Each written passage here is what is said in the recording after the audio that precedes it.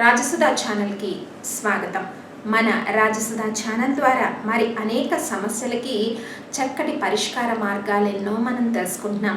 మరి అనేక ధర్మపరమైన సందేహాలకు కూడా చక్కటి సమాధానాలు తెలుసుకుంటున్నాం.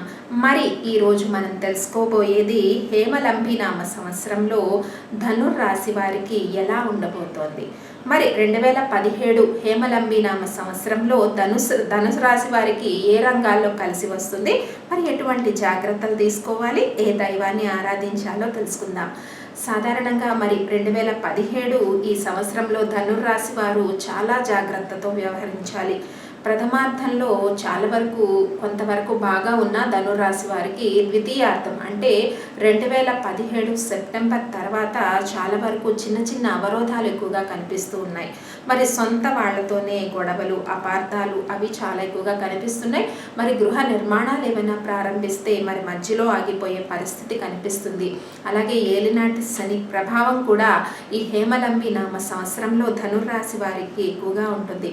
అలాగే అష్టమ రాహు వల్ల అజీర్తి వ్యాధులు, అలాగే చాలా మంది చేత అపార్థం చేసుకోబడడం, ఇలా ఎన్నో అనర్థాలు మరి ధనుర్రాశి వారికి కనిపిస్తున్నాయి. చాలా వరకు ప్రేమ ఈ సంవత్సరంలో ధనుర్రాశి వారికి ఫలించే అవకాశం లేదు.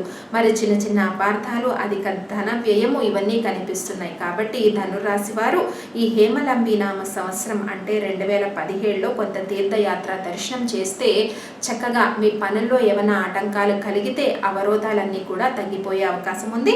మరి ధనుర్రాశి వారు ఈ హేమలంబి నామ సంవత్సరంలో దుర్గా ఆరాధన చేయడం వల్ల, మరి అష్టమరాహు ప్రభావము, అలాగే ఆంజనేయ స్వామి ఆరాధన చేయడం వల్ల మీ పనుల్లో ఆటంకాలు, చిక్కులు, అనారోగ్య సమస్యలు, అపార్థాలు, కష్టాలు చాలా వరకు తొలగిపోయే అవకాశం ఉంది.